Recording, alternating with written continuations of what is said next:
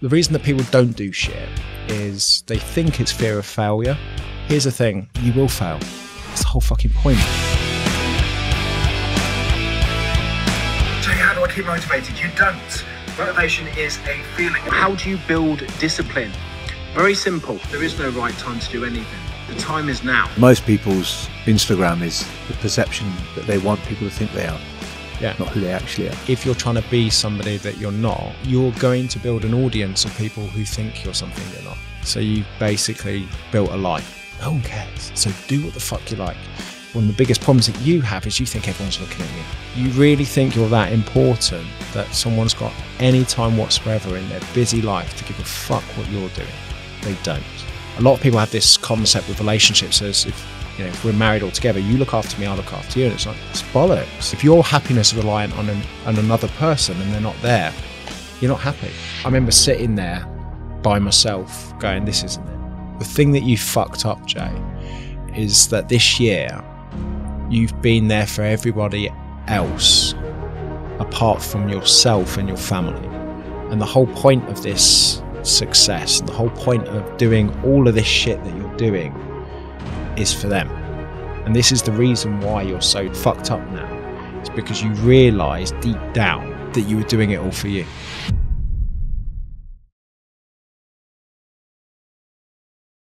Cool. Jay, welcome. Thank you for having me. I've gone into my podcast voice now. Calm it all down. Calm it all down. Mate, I noticed this morning you were talking about you have a jiu-jitsu competition coming. I do. 9 days' time. No-gi? No-gi and gi. No-gi and gi. Yeah. And how are you feeling about it? Good. It's weird because it's been quite a journey this last 9 months, because the last time I've competed was 2015, and that was in physique, competitions. But at the same time, I get the same kind of build up for my charity events, where I just get this kind of feeling where I'm ready, and I haven't had that feeling until this morning. Wow. And it's always around the same time. It's that last 10 days where I just get into this frame of mind and thinking and movement and visualization that I'm like, yeah, I'm good. Do you have to cut weight for this fight? Yes. So I started at 93 kilos and I'm down to 85 kilos. So the lightest I've been since actually when I last jumped on stage in 2015. You still look quite tank though. Man. Yeah, well, you haven't lost you've lost it in a good way is what I mean. Not gone like. Weirdly, I haven't. I stopped going to the gym for like 4 months, and a lot of that was firstly, I've got kids, I've got a business, I haven't got enough fucking time for all that. But secondly, I just wanted, if I had the option of going to the gym or going to jiu-jitsu, I'll go to jiu-jitsu, and it started off firstly in January going, okay, I'll just go on a Wednesday. And then do my 4 or 5 gym sessions. And it got to a stage where I was kind of going 3 or 4 times, and then I put in for a competition. Then it ended up like 7, 8 times. So it's been between 5 and 7 times a week for the last 6 months. What made you start? Really, it came down to my son Archer was 4 this year, and I've always wanted. Back when I was 8, my dad took me to traditional jiu-jitsu, so not Brazilian jiu-jitsu. And I kind of remember turning around and saying, I don't want to go anymore. And he just said, oh, okay. And I kind of wish that he just made me go kind of thing, because, at 8, who knows? You'd have been the next Roger Gracie. And, he's just started now. And for me, I was just like, I really want something with my son that we can both share a passion for as he gets older and do together. And I know that that's not 100% possibility, because he might not enjoy it, he might not like it, but it tends to be if he sees how much I enjoy it and like it, that you naturally kind of want to do the same. And it's weird just thinking about that. Is kind of the way that when I was, I think it was like 7, 8, my dad had a gym in his house. Just a little kind of gym that they converted an old room. And I remember once he let us stay up till like 11 o'clock at night, which was like, because he wanted to, because my mum was at work, because she was a nurse, and he wanted to lift weights, and he doesn't lift weights at all. But you see, it's weird that you remember that thing. And I must have been 6 or 7. And that made me kind of at 13 want to go to the gym. So you don't know where these things come from. But something I say all the time is children don't learn, they absorb. And it's amazing how much they absorb. And that's why I'm always mindful of what I'm doing as an individual around my son as he grows. And being an example of that, one of the things is when I started jiu-jitsu, I was like, why the fuck have I not started this before? I felt like that. It's pretty much ticked every single box of my entire life of what I'm about, with doing hard things, with discipline, with learning new skills, with getting over your ego, with putting yourself in difficult situations and learning to be comfortable. And I'm just like, what the fuck? Huh? How has this been in front of me? So what's beautiful as well is that it's opened up a new journey for me, because I've been lifting weights for 25 years now. And you're older than you look, man. Yeah. Well, thanks. And you get to a stage where I've competed at a very high level, and I don't want to do powerlifting. So it's like I'm just doing it to stay on the planet as long as possible. That's all well and good, but I've been a competitor, pretty much my entire adult life. I've always tested myself. So I always want to test myself. And all of a sudden, in comes jiu-jitsu. And actually, I remember like my second session, turned around to press and said, do you know what's great about this is that I don't believe I could be world class at this. As in, like, I could pretty much do this the rest of my life, and I don't think I'd be the best at it. And that's exciting for me. Because something everything else I've done it when I was younger, and I've like gone, I could be the best in the world at this, and focus on it. And with physique competitions, I competed at a European and world level with that. And who knows, I possibly could do that later on. But in my head, it's like, right, it's going to take me 10 years to get to black belt. I'm 38 now. It's going to take me till 50 years of age. And it's like, well, you're going to be 50 anyway, so you might as well have a fucking black belt.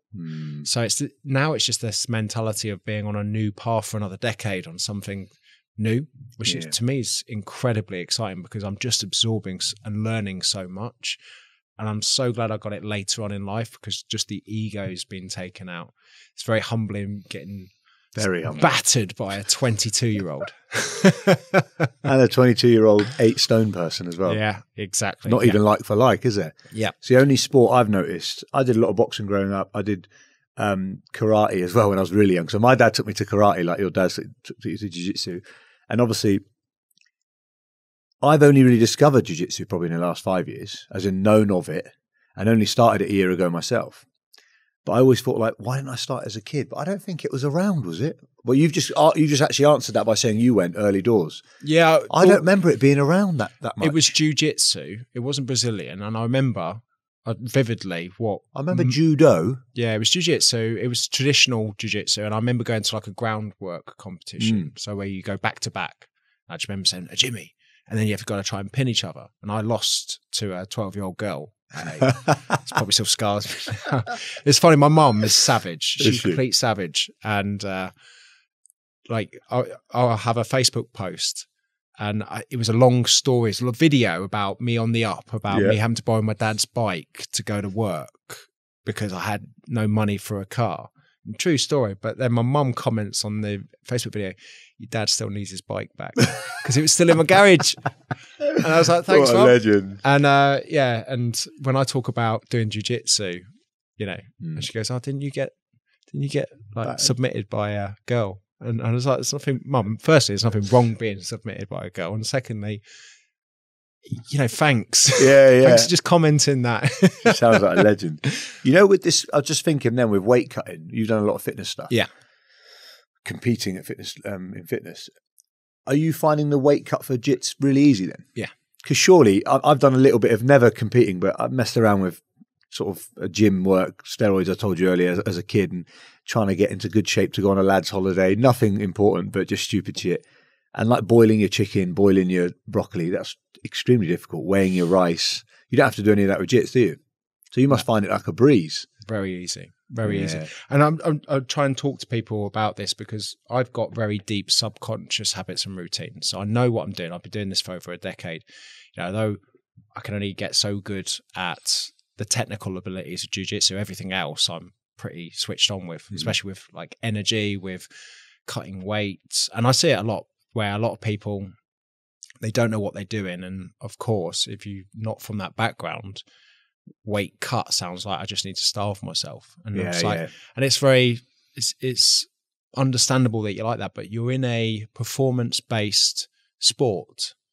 So the whole point of it isn't to cut weight, it's to drop weight and be at your best at that weight. And of course, that's very different to me. I mean, I'm at my no gi weight right now, but I still need to lose another 1.5 kilos because I want to be 85.5 kilos fully carbed and full of water, not with a gi on. Without a gi on. Because one great thing is that because the gi weighs 2.5 kilos, like some of them do, I'm in the 85.5 for no gi, but 88.5 for gi. So another thing that's weird is the lighter the gi, the more expensive it is. So the less material, the more it costs. And I'm just like, my dad used to say that about cars.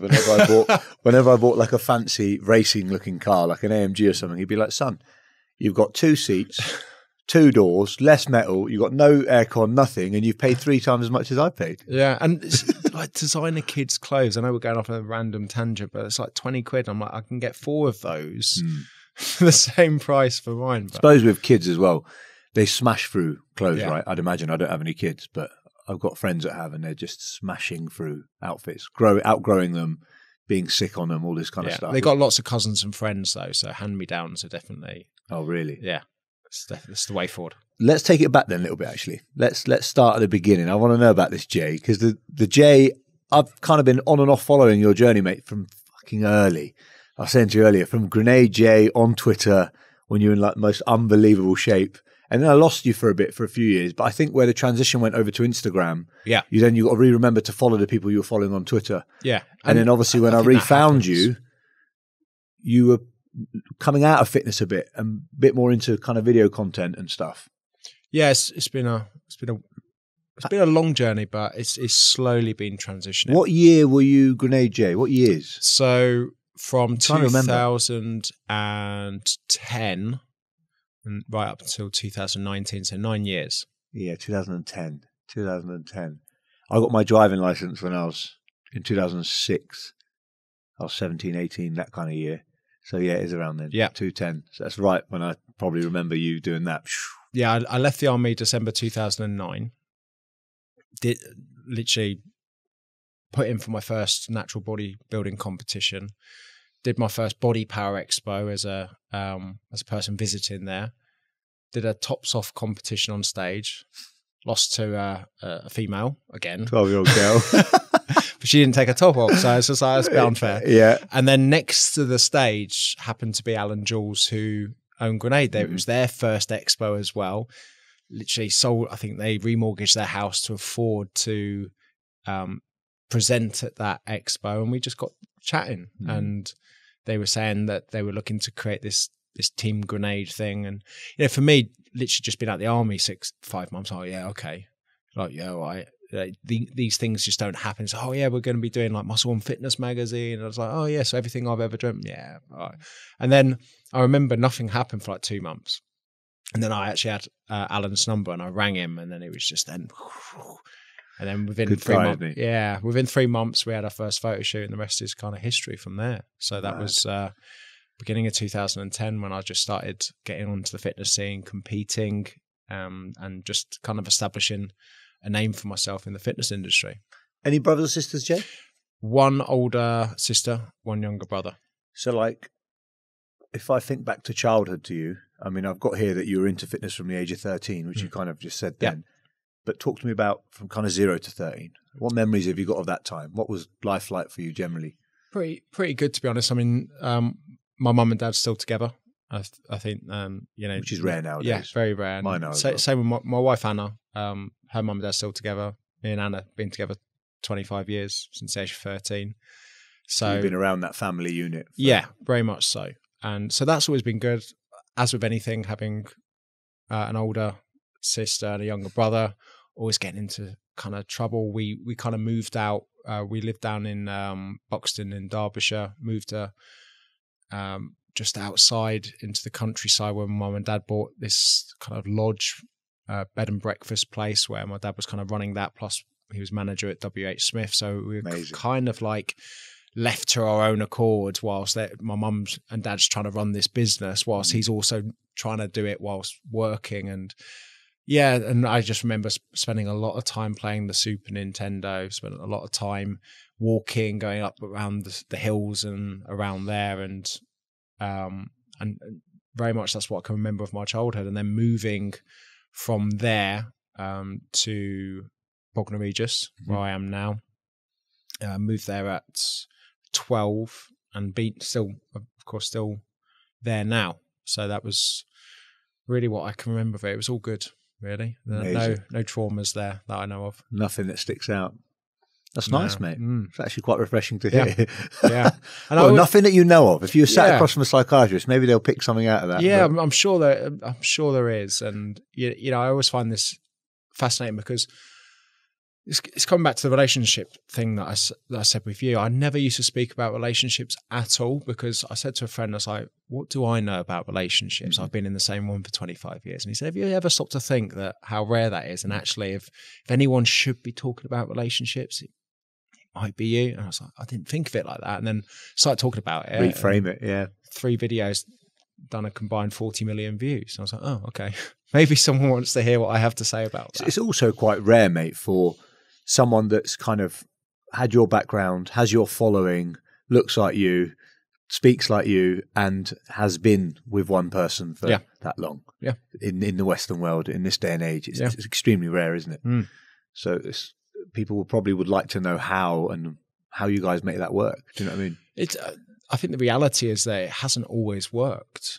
You know, I joined the army at 17, so we were kind of spent years just being together on the weekend.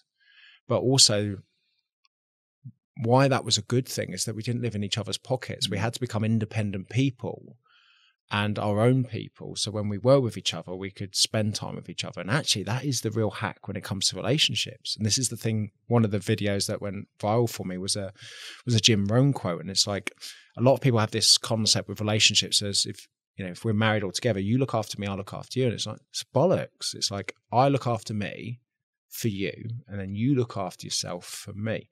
Because when I've got my shit squared, I can be fully present and communicate. You know, there's no problems there in the relationship. And if you're looking after yourself, then we can have a conversation. But if you're relying on me for something and I'm not there, then what happens? And this is the whole breakdown. Yeah, this whole happiness equation. If your happiness is reliant on another person and they're not there, you're not happy. Might have to clip this and show my wife. But these are things which I kind of thought were, to me, were like, well, isn't that obvious? It's like, well, no, because there's so much when it comes to relationships that you build up based on your history. So if you've been in a really bad relationship and it ended horribly, and it affected your self-esteem and self-confidence, in order to build that up, you need to build a wall to protect yourself from happening again. And whenever you build something to protect yourself, you need to create biases, you need to create red flags, you need to create all of these warning signs that are actually saying to you, warning, we don't want to be destroyed again. Survival, isn't it? So keep it up. And a powerful quote that got me through a really harsh time with my relationship is, love is giving someone the power to destroy you and trusting that they don't. Wow. That's powerful. And it's really powerful because the only way that you can love someone again after that relationship's broken down or gone is by giving someone else that power. And some people just really can't.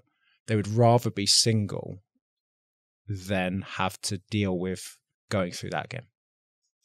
Showing that vulnerability again. It's painful though, isn't it, I suppose? 100%. If you've kind of been there.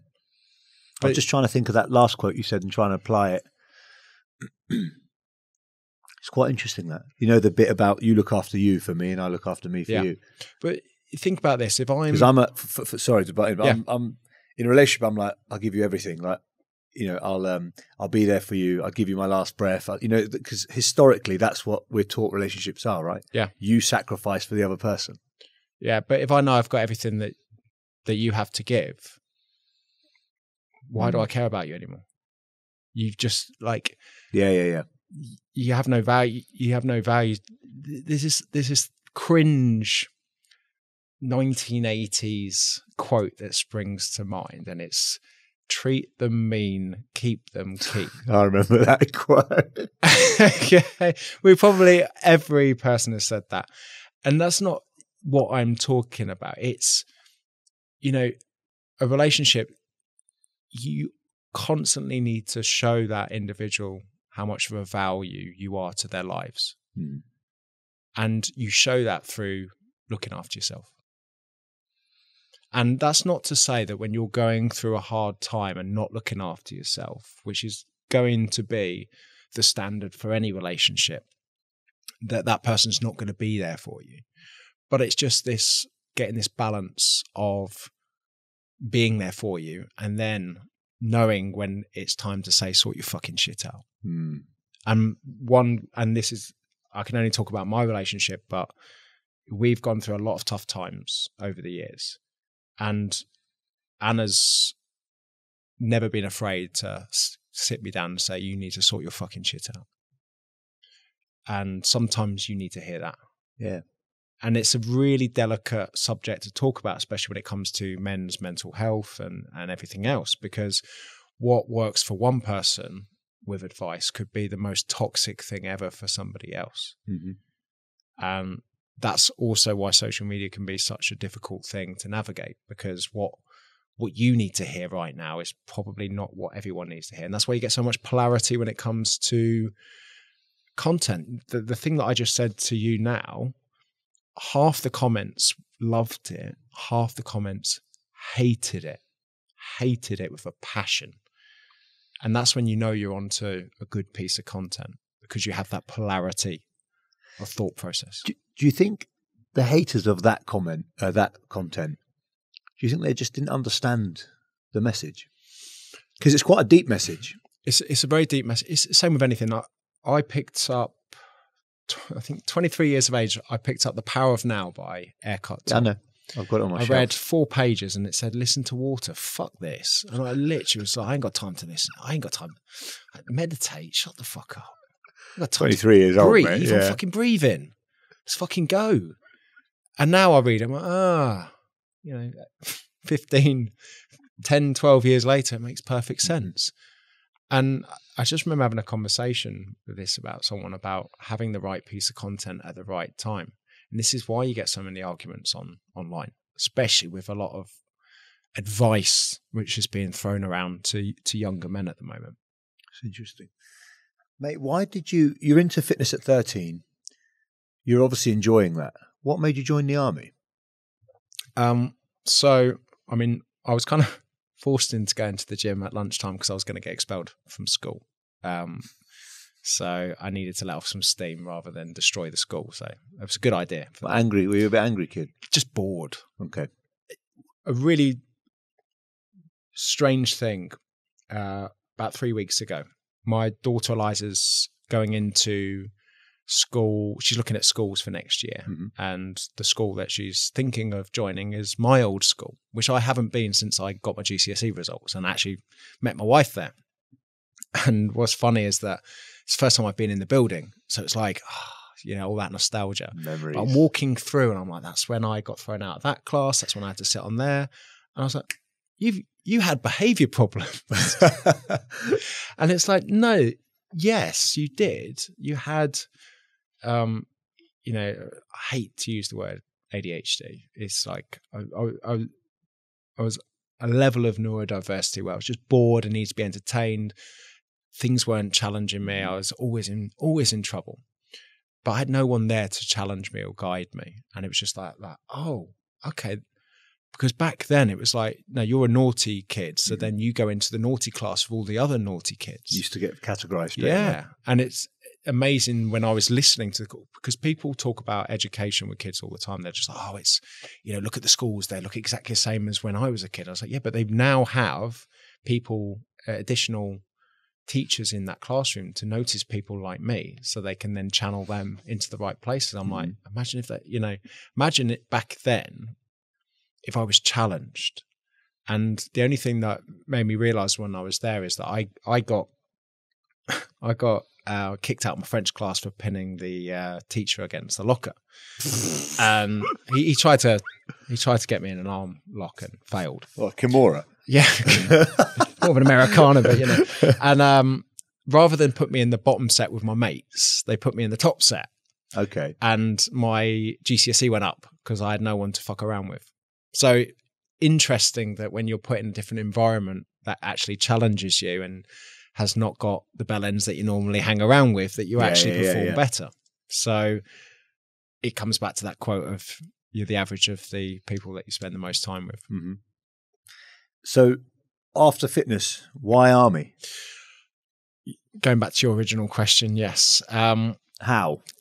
I left school, joined college, did computers at college. Okay. Didn't really challenge me, to be honest. I was good with tech, enjoyed the gym.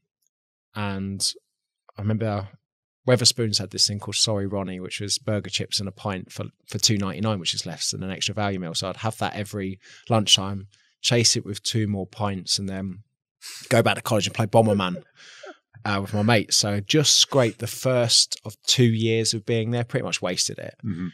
And I was like, right, where do you go from now? I ain't going to go uni because I'm just going to end up 15 grand in debt with no degree. I don't really want to get a job right now.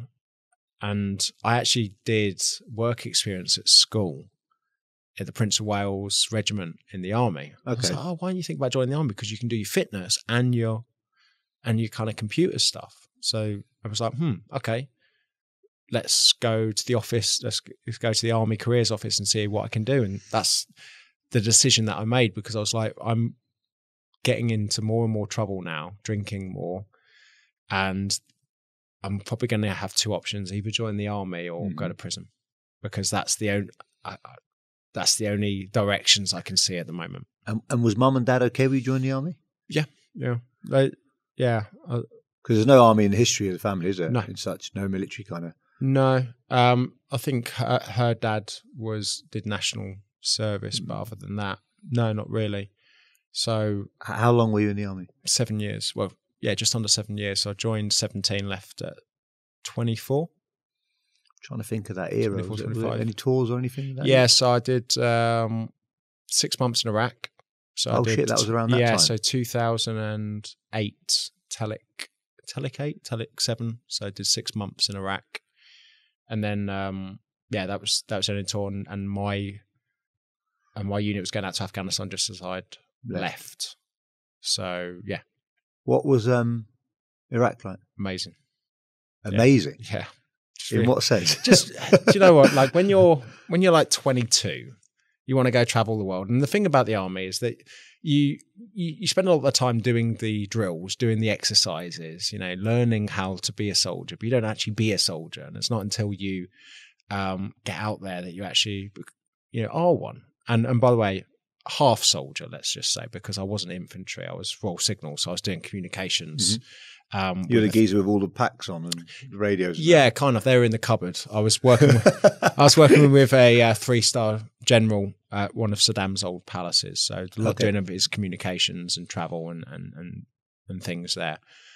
So not as exposed to kind of the fighting. Yeah, not as exposed. I mean, during 2008 we were in the green zone, and it was just horrendous for rocket attacks. Got you. You get about 15, 20 a day. And once again, it's still scary because going back to our base where the infantry was, we're sleeping with them, and it's right next to the Iraqi Prime Minister's house, and he gets targeted every single night. So you pretty much don't get much sleep. You're pretty much rolling under your bed or going to the bunker all night whilst you just get these rockets shaking your bed. But you kind of, the first week, you just, there's so much noise going on with explosions and everything, and you kind of get used to it after a while. Anything still in your head from that kind of 6-month period? Or not? Yeah, just one thing. Go on. Yeah, it's kind of stupid, but also pretty like Jesus fuck.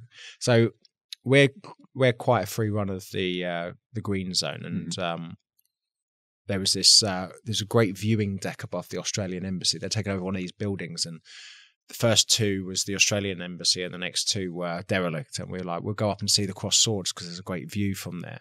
So we went up there one night and didn't realise that there's some guys just checking us there, and we saw the mortal alarms go off, and we're like, fuck, we shouldn't be up here. And then it landed on the building and knocked me and my mate off our feet. A load of dust. Luckily, nothing happened. Like, we were fine, but we were so like shaken because firstly, we shouldn't have been up there, fucked up. Secondly, we couldn't tell anyone, so we had to drive back to camp. I couldn't sleep that night. I was just like, fucking hell. Ears ringing. That was, yeah, it was like that kind of, you can't believe how you just got away with that. And it's just like, and then you spent a couple of days just reflecting of, firstly, how fucking stupid it was because no one knew that we were there. And secondly, that how lucky we were that actually the reason that they were hitting is because they fucking saw you and they were having a pop at you and you fucked up. So that was it. You know, it wasn't, I was never frontline with Iraq or anything like that. So compared to a lot of people of their tours, mine was quite mild. Does that ever come back to your mind, that incident? Nothing like sort of triggers No, it not back? really. It's just like any squaddy will tell you when they hear that mortal alarm. So the word, like one of our guys, he got absolutely fragged because he used the mortal alarm as one of his ringtones. And that, even if I hear that noise now, and a lot of lads who's listening to this will know, is that alarm makes your heart sink. I don't know what that sounds like. I'll have to Google it after this. It's still it's like an air raid shelter sound. Yeah, it's a certain, and it just makes my heart drop because it's like you've literally got about 5 seconds to get somewhere, and it's this kind of thing where you're like, right, do I go? Do I stay? And then you get on the ground, and you hear a massive shake. You're like, oh, that was fucking close. And then the other one's close. You're like, oh, that's it. Good night. Like a modern day alarm clock, basically. Yeah, very much so. Yeah. Wakes you that trauma. Wakes you the fuck up. Why did you leave, mate? I stopped enjoying it. I always said I'd leave the army. I always looked at the army as a stepping stone onto something else. But I always said I'd leave when I stopped enjoying it. And I had a great time. But I remember I had a staff sergeant. He's a bit of a prick. Me and Anna were in marriage quarters. I was a lance corporal, and you're kind of not an adult in the army until you're a sergeant. So I just got a bit stuck with the bullshit. You know, just like one of the things that really annoyed me was I was a healthy, fit soldier. And there was a lot of people who were getting paid the same amount as me who weren't a healthy, fit soldier, who had kids and everything. And there was no incentive for them to get healed and better because it's like, well, if I do, then I'm going to Afghanistan. Or if I do, it means that I've got to go away for 3 weeks and not see my kids. So there was a lot of guys that are very content to be, we used to call them biff chits. And what it is like when the PTI comes to you, like, you've got a fitness test, the person who's always injured go into their pocket and get out their biff chit to say, no, I'm not. I don't have to do anything. Got you. And a sick note. Yeah, exactly. And we used to call it, that guy's got a laminated biff chip because it's like, he's always on it. So the word biff, I remember from the old days. Bloody idle fat fuck. That's what it actually is that what it stands for? Yeah, oh, right, yeah. We used to. You're not allowed to use it these days. No, like a derogatory. Yeah. But then you think about it, it's like, well, hang on a minute. I'm not seeing my wife at all. I'm not getting all the stuff because I'm fit, healthy and strong. So I can get put on exercise for 2 weeks. Then you go in Afghanistan and everything. And you're just like, well, all because somebody else can't go. And I was just like, I want kids later on in life. The one thing that will ruin me is having to say goodbye to my 3-month-old child in the knowledge that 2 things. 1, I might not see him again. And 2, the next time I see you is 8 months, and you just don't get that first 5 years with a child. You don't get back. And I wasn't willing. Heavy thinking like I was not willing to do that. I wasn't willing to be away from my kids. Is that something that you kind of champion a lot, that mindset that if something becomes not enjoyable anymore or a chore, that you may look to change direction? Very much so. And it sounds kind of... Because obviously with the relationship, you've not done that. Yeah. You've dug in and you've gone for it. It's such an interesting thing because it's knowing what things to pivot on and what things not. And that's the trick, isn't it? I've had a few people say to me, will you give advice like you just said there that says to keep going with something? And then you've also given advice to say, if you're not enjoying something, don't do it. It's like, no, but one of the things that you're looking at is understanding that if you keep going with this thing, even if you don't enjoy it, you'll end up getting a reward. So if I keep going with this military career, there is a law of diminishing returns here. I'm deeper and deeper down this rabbit hole and not necessarily benefiting my life. And, think back now, if I'd stayed in versus now, I knew that I was meant for other things, bigger things, better things. And that's why I decided to leave. I was like, this is geared, this is sorting my life out from the age of 17 to 22, 23. But there's something out there for me. Probably helped you grow up as well, that army. 100%. I'd imagine. Yeah. And it's just really understanding discipline. What's weird about discipline, and I talk very much about discipline these days, because a lot of people say to me, how do you be motivated? I'm like, well, one thing you associate with the army is discipline. And it's not the way that I look at discipline. In the army, you have to work until there's no more work to do. So it's like, I fucking hate this. We'll just get it done so we don't have to do anything else.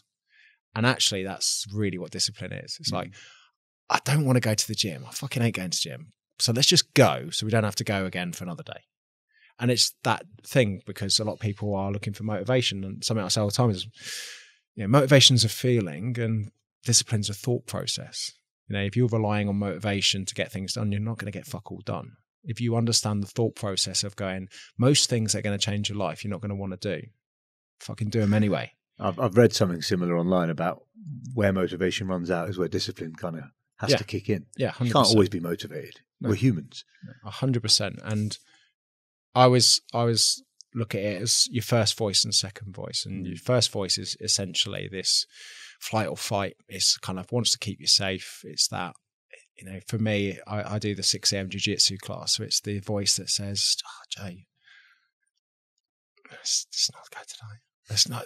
Let's go for a walk instead. Go on, it's nice. My voice does that every morning. Yeah, just go out of bed. And I've got a cold plunge in my garden. It's like, hey, you've got 200 videos of you jumping in that fucking thing from the same angle. Just put one of those up. No one's gonna know. They're gonna know. You know that TikTok? There's always that. Well, firstly, it's just like, I'll know. But secondly, there's always somebody that will message me and go, did you go, like, glasses up, did you go in your cold plunge today? Yeah. And that's like a knife in my side to go, and I know that I didn't. Do you go every morning then? How long's that been going? I see it on Instagram. But... So I used to do C-dips. In 2020, I started those. And then Panny D hit. And then I decided to go into the sea every day. And I went in every single day for 2.5 years. And then I got the cold plunge. And I actually was at an expo. And I was like, I C-dip every day.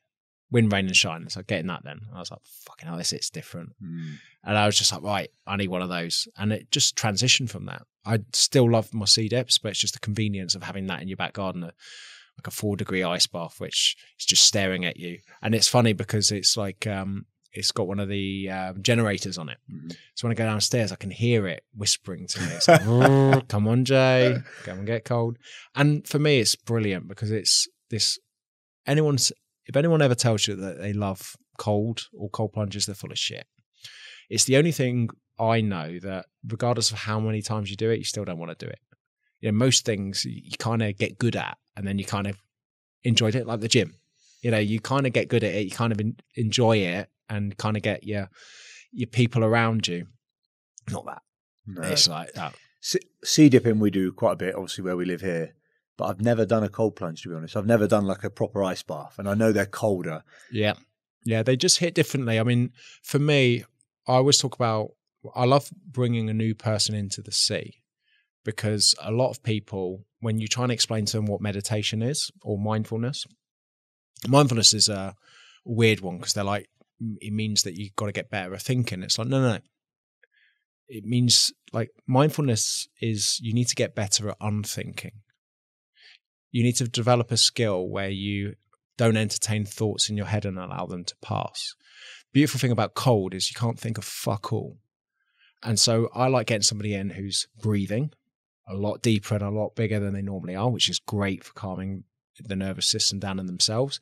And then I say to them, what are you thinking of? And they're like, what are you on about? I said, what are you thinking of? And they're like, nothing.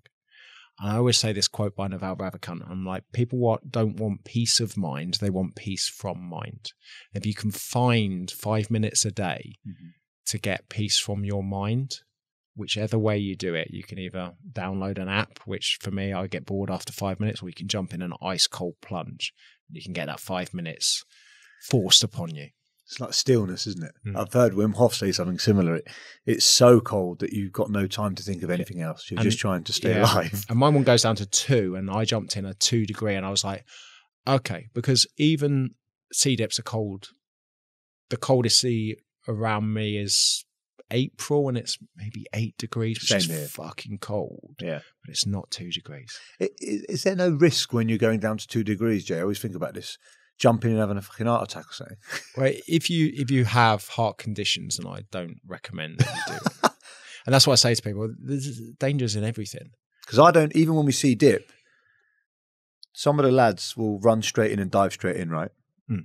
I tend to get my breathing straight on the beach, walking up to my waist, 3-4 seconds, make sure the breathing's still right, then walking probably up to my chest, 3-4 seconds, then dip my shoulders in, 2-3 seconds, then dip my head in.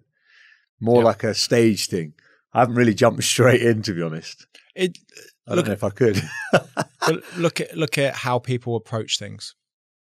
Some people just dive head first, and some people take a methodical approach. Which way's the best? Depends on the person, I guess, right? 100%. The reality is that one of the main worries when it comes to cold water is the fact, you hear these stories of people falling through ice lakes and then drowning. And the drown comes through that gasp reflex. That gasp reflex coming underwater. And what happens when you gasp when you're underwater? You swallow water and you drown. So if you are in waist level water and you've got 3 or 4 people around you and you gasp, you're not really going to gasp under that water, because you're not going to go under. And even if you do go under, hopefully someone around you is going to look at that. With my cold plunge, it's got a little seat in. So even if I'm sitting in it, even if I was to somehow, I probably wouldn't drown. Touch wood. Touch plastic wood. And if so, I'm normally live streaming it. So, someone will hopefully get there. Press the like button. Come on, get them out. Within a minute. They'll be like, is this a stunt? And so it's if you think too much about stuff, okay, I'm a chronic overthinker, though, mate. And there's danger. A good friend of mine, Dr. Mike. Yeah. Dr. Mike, I've been trying to get down here for ages. He lives near you, doesn't he? He does. So I've forced him in the sea for years, and he's very much always thinks of the worst and the outcome of that. And there is sense to that, but sometimes you can overthink something, and something you just, like, for me, I won't look at a menu and go, I need to make the right decision. It's like, just order something. That probably goes back to that wall you were talking about earlier, the safety thing. Yeah. We're all we want to do is survive as humans, don't we? That's deeply rooted into our DNA. So the moment where we think something is going to be a problem for that survival, we just go no. Yeah, 100%. Or talk ourselves out of it. But it's also understanding your own emotions and everything. And that's something that I speak to a lot of people when it comes to things like self-doubt, when it comes to overwhelm, when it comes to anxiety, when it comes to all of these things. You've got to think where this all originates from. And I love there's an article by James Clear, and he talks about delayed return environments and immediate return environments. And he says, well, the human brain is around 200,000 years old, and it's only 500 of those years where we're kind of in this delayed return. Because back then, if you got anxiety, it's because something needed to get done. Normally, go and find some food, go and find some shelter, survive. And as soon as that's been sorted, your brain reduces its stress and anxiety because it's no longer in danger. Nowadays, we get stress and anxiety over things. Firstly, we don't know what the fuck about. And secondly, we don't immediately get it reduced because that is an ongoing problem. Wow. If you think of jobs, you could be having financial problems and you could still be turning up to work 8 hours a day and you still not getting that problem solved. I've never thought of it like that. You're right. We're panicking about the future a lot more than probably we were in those days. I'm sure you had to think about your next meal, but it was quite easily fixed. But these are all, one of the things when it comes to anxiety, fear, all of these things, they are signals that your brain is giving you to take action on something. And if you're not taking action on something, guess what happens? They get worse because it's like that, that constant thing. It's like, I'm just going to keep making this worse for you until you do something about it. And most people don't. It's a very powerful message, that. You bury your head, don't you? And a little thing that isn't really a problem, if you just confronted it 6 months later, is almost life-changing. I think it was General McCreevy said, touch a thistle timidly and it pricks you, grasp it with both hands and its spine crumbles. So you need to crumble more spines. Got you. Mate, 2009, you leave the army. 2010, we spoke about earlier, you go to this competition, you meet Al, you become effectively the Grenade Jay that then I discover on Twitter. Yep. A few years after that. Did you own a gym then as well in Chichester? No. So that was 2016 we opened that. So was that a Grenade gym? Yeah, it was Grenade. One of Al's ones? Yes, yeah. Ah, okay. Yeah, so I started working with Al at Grenade 2010. I had a dream to build a gym and ended up just speaking to Al and said, do you want to do this together? Because I'm doing it anyway, but it'd be great because, I've shown my loyalty with the brand. I call myself fucking Grenade Jay, for Christ's sake. I'm in. I've been in for 10. At the time, I've been in for 7-8 years. And it was a great decision for both of us. It's like, I want to build this and you want to build this brand and I'm in. So is it still there, the gym? The gym's still there. The branding's all different. Not you guys anymore. No. And it was a case of poor timing. It's one of those things that should have worked, but we were, firstly, you don't know until you know. Secondly, for Al and Grenades, carb killer, which is now the Grenade Bar. Suddenly you find this unicorn thing, which is going to the moon. And if you think about it, you've just also launched this little gym in Chichester with, one of your sponsored athletes. And, you've got a big board and everyone's saying, this thing can change the game for the business. Which one do you focus on? Yeah. The timing piece is really important. I've lost a lot, failed a lot through that timing thing. I'll go somewhere and see something and think, what a fucking great idea. Yeah. I'm going to do that in Bournemouth. But guess what? We're generally 5 years behind the cities. Yeah. So you see something in London that's working really well. We come here and we do it, pump a load of money into it. It goes wrong, mainly because it's not fitting into people's lifestyles here yet. 3 years later, someone comes along, opens the same thing and smashes it. And then you have the self-doubt kicks in. You think, was that me? Did we do something wrong? But generally, a lot of the time, it can be us as well. I don't want to not blame someone else, but most of the time it's timing. Yep. Which is a bit early. Yeah, and we were kind of a bit early, and kind of the fact that I remember waking up on the day of opening the gym and I was like, I've just gone from a solo PT, working for myself, doing whatever I want, to now having 12 staff and a gym that needs to be open 14 hours a day, 7 days a week. Because I said we do that because we open up an hour before the one across the road and we close an hour after. So there's me realizing that I've just hired a receptionist for 40 hours and we're open 150. So I'm like, okay, I'll do 40. Yeah, who's going to do all this work? Yeah. But, first running a business, you're just like, I'll figure it out as we go along. Mate, so. Gyms are tough anyway, aren't they? Yeah. Gyms are tough. Like, we have a gym at the moment inside the Hilton here in Bournemouth, and we're looking to roll it out across other Hiltons. And we've dabbled in the gym game before, but I think we underestimated how hard it is to change people's habits of where they go to train.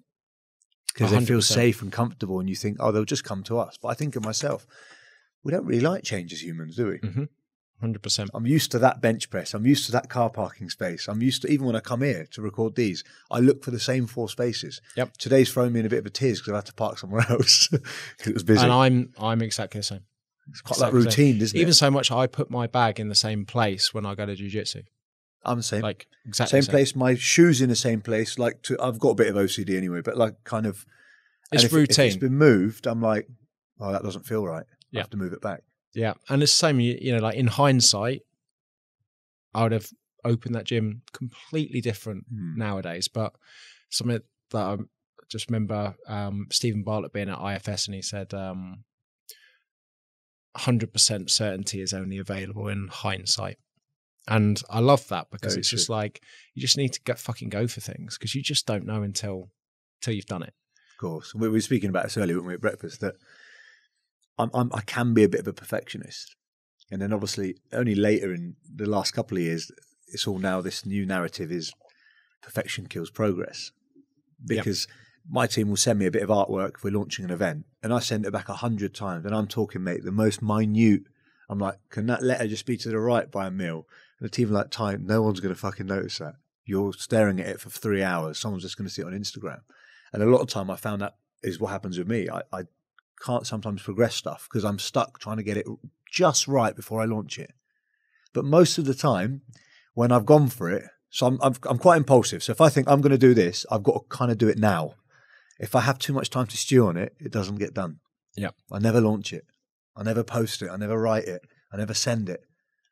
And it's knowing how you work things, because I literally just listening to Arnold Schwarzenegger's new book, Be Useful, and he was talking about if you're going to do something, do it the best you can. And it makes sense because he was telling stories of obviously himself and getting where he's got, and he was also telling stories of James Cameron and his films, like so much so he created Titanic, one of the, at that time, done the most at the box office ever, but so much so that he spent months and months, if not years, researching the Titanic, so much so that he had all the same china and cutlery that was actually on the Titanic because he'd done his research. Because of that, and as you said, it's like most people are just watching a fucking film, not looking at you wouldn't have noticed that, not looking at the teacup, but he is.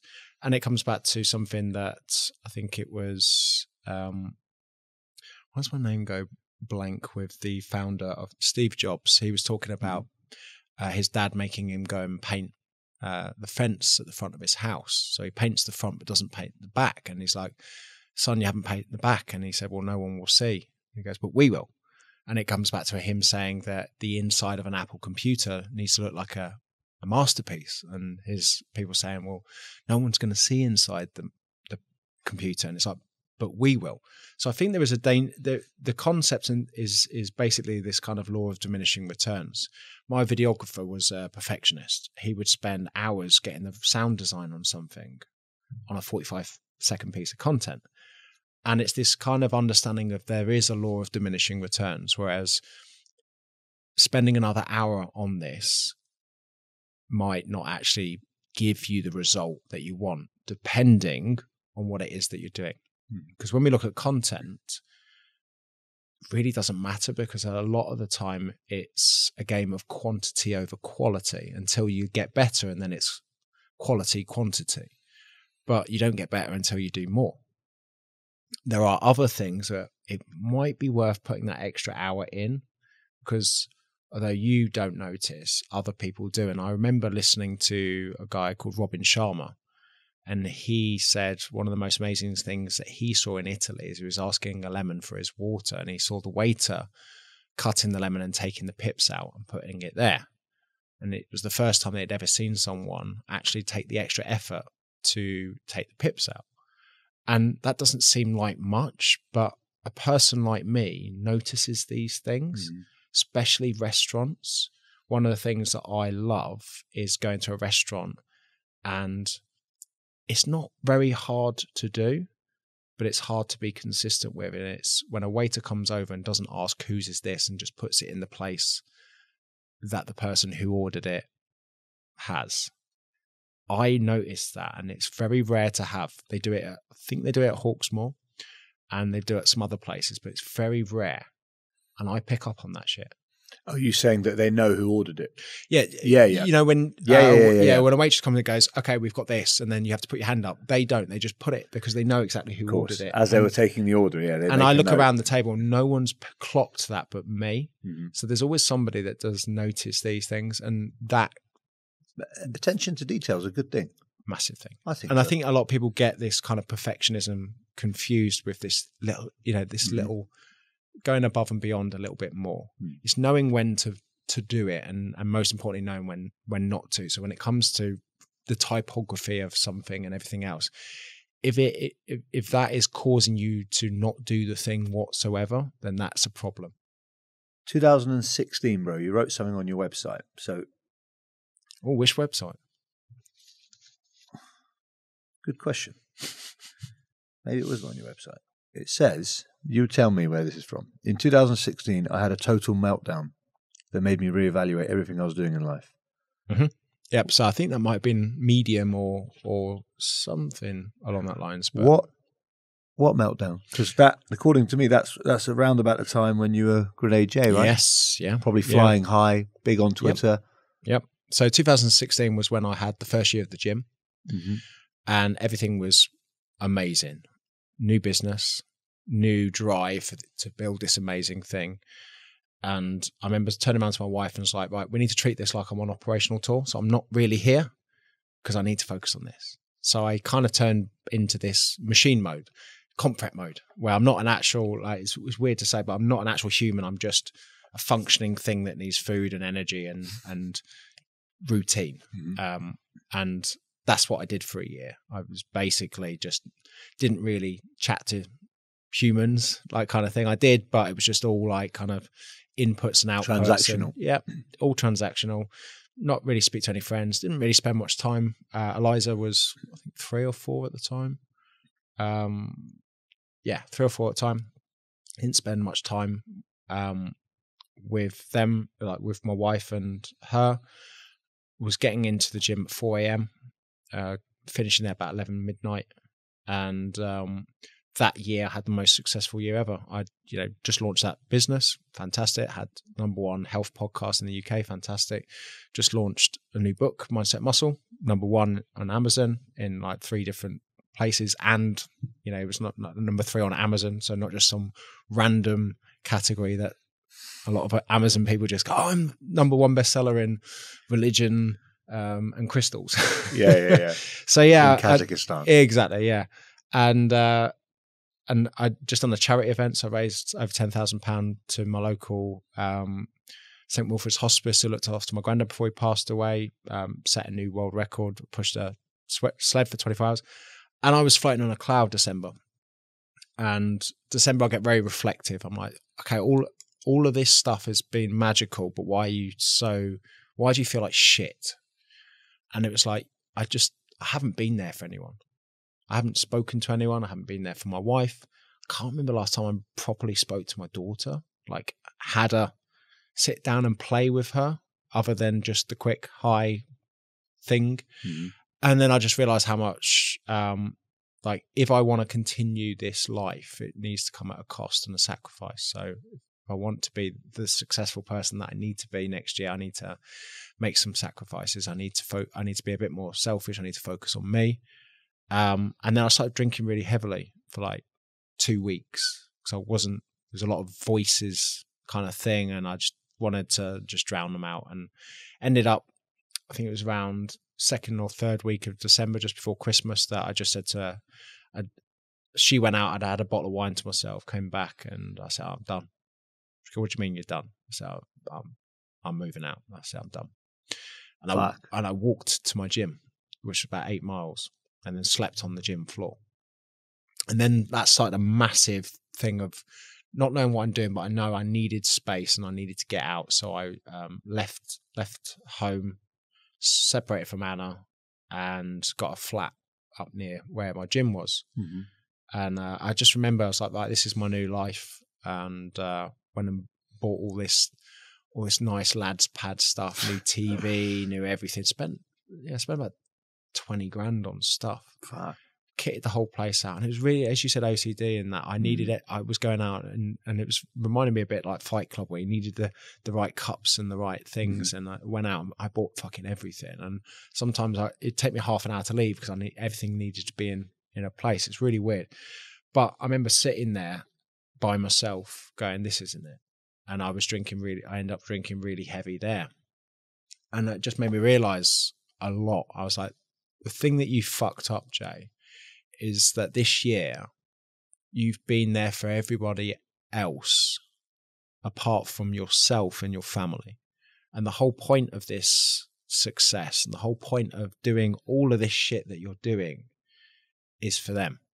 And this is the reason why you're so fucked up now. It's because you realize deep down that you were doing it all for you. And the reason that we're sitting here drinking 2 bottles of wine is that you realize how much of a selfish prick you've been, but you've been incredibly selfless to other people that don't actually matter. You'll happily spend 45 minutes on a phone call to someone from Instagram because you want them to put down the phone and go, I just spoke to Jay Alderton. Like, he's incredible. But you can't even have a fucking 10-minute conversation with your wife to see how her day is. What a piece of shit you are. And it was this kind of thing that I wasn't really willing to realize. And 2017, that all changed. I understood this kind of balance of extreme selfishness coming from a bodybuilding background is the more selfish you are, the more successful you are. Because if you can look after number one, if you can get your meals prepped, you get your training in, you get your cardio in, you get your sleep in, you win trophies. Trouble is with that is if you spend too long doing that, there's no one to share the trophies with. Yeah. And if you're extremely selfless, everyone around you will love you, but you'll end up resenting yourself because everyone will rely on you for their happiness and health, and you end up giving their health and happiness at the cost of yours. And that is really dangerous to be in. And I realized actually that I've been kind of a weird balance of being completely selfish with my own wants and needs to be successful and being really selfless with my time with people who don't really fucking matter.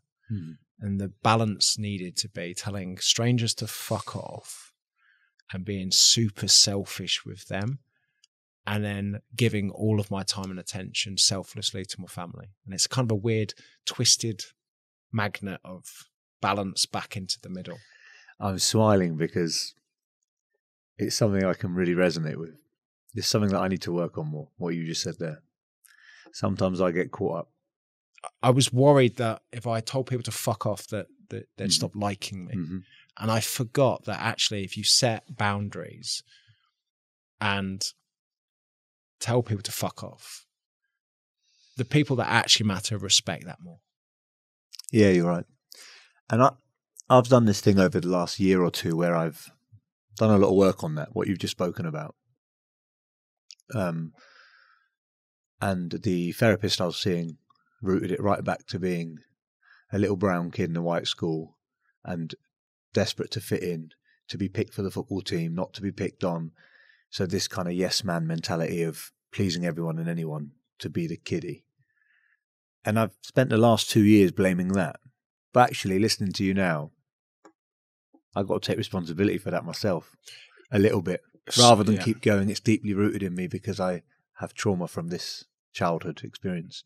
It all dates back to childhood. I remember moving from the Midlands, where fashion wasn't a thing at all. And then coming to school the first day with a moleskin jacket and winkle pickers, thinking I'm going to get the shit kicked out of me if I don't sort my stuff out. So once again, one of the things which you don't realise you're older that you're really good is noticing trends. Obviously, it helps with social media now, with what I do. But reading the room, I'm going, okay, cool. So what the popular kids, what are they doing? Well, they're playing football. Okay, cool. Don't play football. We'll play football. Oh, they wear kickers. Oh, cool. So I'll get my mum's K's catalogue out, get some kickers. They're all wearing these Kappa jackets. Cool. Kappa. What a brand that was. let's get these Kappa jackets and all wearing, and the popular kids all have Helly Hansen bags. Okay, cool. Get myself one of those. Amazing how quickly you get popular just by wearing the right clothes. Amazing how easy it is to fit in when you just read the room and understand what everyone's, and the great thing is we didn't have social media, so it's very easy everything's based on Chinese whispers and opinion. So for me, I went from nobody to like popular kids by changing my clothes and getting in a fight with someone. That was it. It's weirdly addictive though, isn't it? When you start getting a bit of momentum, getting a little bit, I don't know, known, getting a bit noticed. It's weirdly addictive. And you think the people that you just spoke about that care about the most, you sort of have this thing in your head where, well, they'll always be there. I'm just going to concentrate on this because it's kind of going towards, I'm getting excitement from it. It's new. It feels good. Yep. They'll always be there. They'll always be there. It's only when they're not there, whether that's a family member dying, whether that's you losing your partner, and then all of a sudden you're like, fuck. Yep. I was concentrating on the wrong thing. Yep. But it seems like you actually had that realization at a good time before it was too late. If I was to go back, I'd do it over and over and over again, because I'm so glad now that I know where I want to be in the next 5 years, and it is doing what I'm doing now 10 times bigger. But it's 10 times bigger with them. Yeah, and people say, oh, well, in order to, it's this, I think a lot of people, there's two kind of things. The reason that people don't do shit is they think it's fear of failure. So what if I don't succeed? And it's like, well, here's the thing. You will fail. That's the whole fucking point of success, is that you go from mistake to learning it and doing it. Most people's fear is fear of success because they've never achieved that thing. And they believe that in order to achieve that, they need to be a different person. It's like, no, what you learn to understand with it is that you don't need to be a different person to be successful. People hear this kind of you've changed. It's like, well, here's the thing. If you're in a position where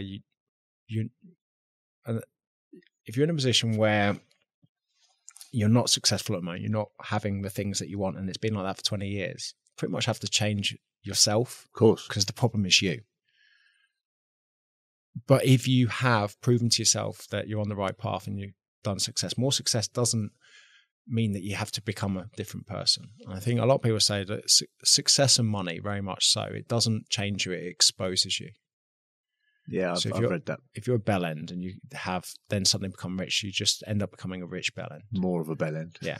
And and if you end up becoming successful in your bell end, you just become a successful bell end. Yeah. And it's just this kind of realization of, cool, I believe I've got my shit squared now. I know I'm doing things for the right reasons, and I've got a solid foundation for the growth now.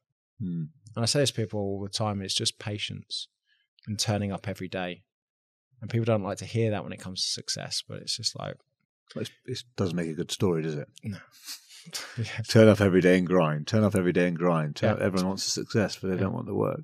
Exactly. And you just don't know when it's going to come, and it's just be patient, be consistent. And I always say be like bamboo. And I always say this, that if you plant a bamboo seed and water it for a year, nothing happens. If you water it for 2, nothing happens. If you water it for 3, it sprouts out of the ground.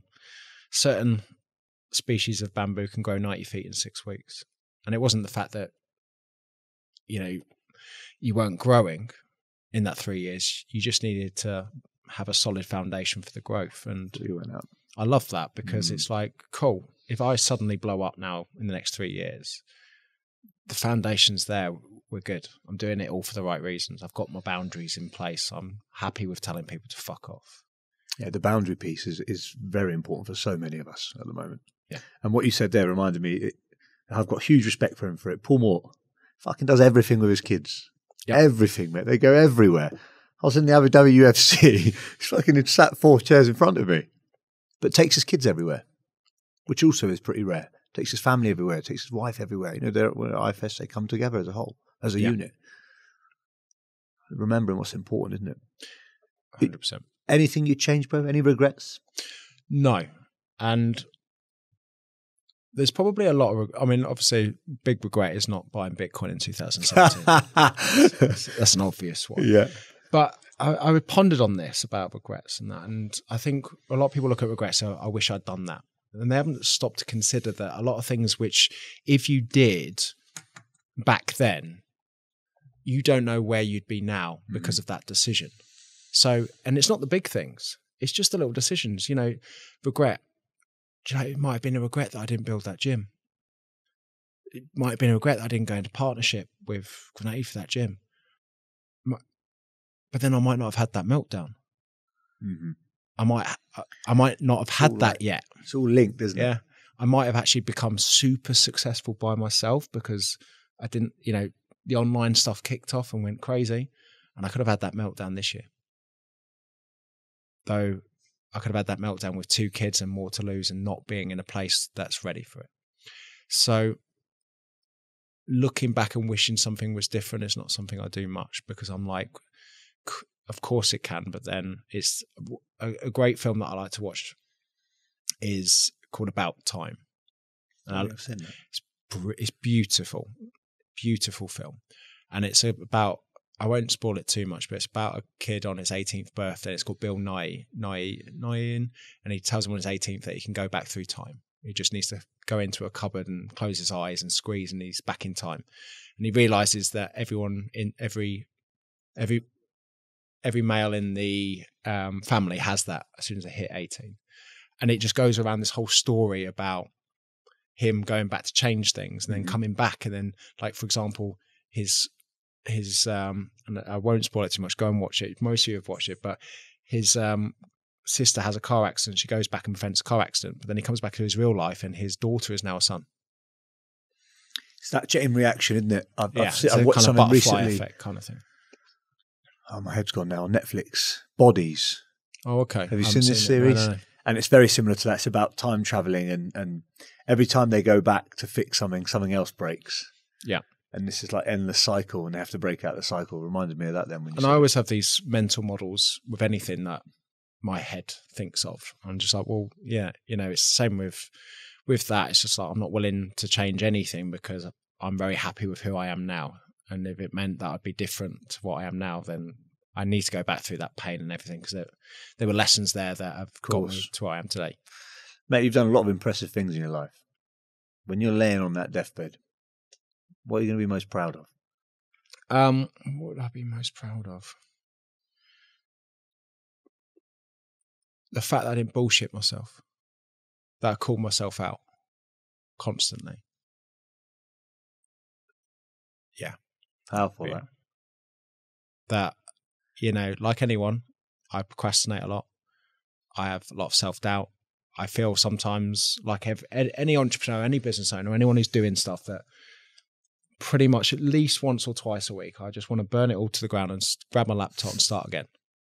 Because I secretly, deep down, I think like that's that 2 days ago. Yeah, mate. I'd say two to 3 times a week. I'm like that. I'm like, just fuck this. I'm gone. Because I like having my back against the wall. I like when shit hits the fan. It's the squaddy in me. It's the boat burner in me. Where does that come from? Like, I was going to ask you earlier, but I thought I'd let the rest of the story play out a bit. You've got this thing where you're constantly chasing challenge, right? You want to challenge yourself physically, mentally. Where does that come from? And what are you going to do when that can't be a thing when you're older? Why can't it be a thing when you're older? Maybe you'd be a bit more frail and not fragile and not able to do. You're looking at things as a physical thing. I see. You could always mentally challenge yourself. Challenges, But is there an off button in there? And do you think you should have an off button? I find it hard to switch off, and that's why I do a lot of the cold water. That's why I do a lot of the breath work. It's why I challenge myself. Actually, the biggest challenge for me is not to do stuff. It's to not do stuff, and that to me, stillness. Once again, is that challenging me to go and run a marathon a day. Challenging me is to sit quiet for fucking 10 minutes. Or sit on a sun lounger on holiday. I can't do it. I'm up and down. Yeah, and I, getting used to boredom, getting used to being okay with not doing the next thing, and having the habits of routines to switch off. I've gotten so much better at it over the years. But I think as well, you're always going to there's never going to be a time in anybody's life where you're going to look in the mirror and go, we're done.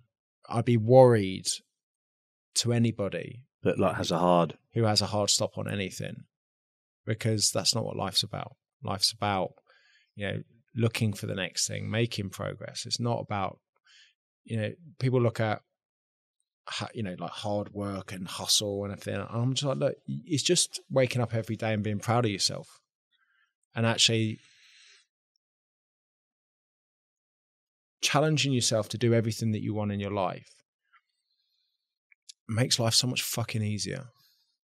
It's when you ignore all the signs, it's when you avoid all this shit, that actually that's when all of that self-confidence and self-esteem and everything goes out the window. Because you end up becoming a bullshitter to yourself. And it's so much easier to avoid that than it is to expose yourself. And that's why so many people aren't self-aware.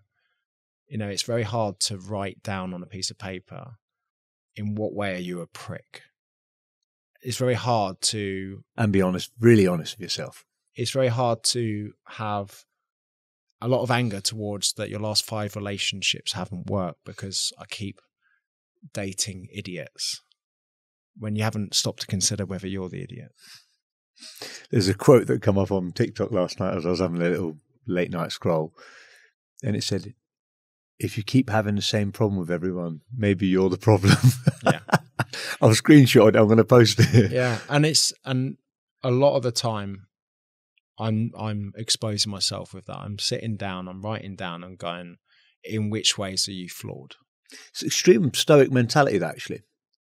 I think a lot of people are afraid that they're not good enough, but they mask it. They're like, I don't want to.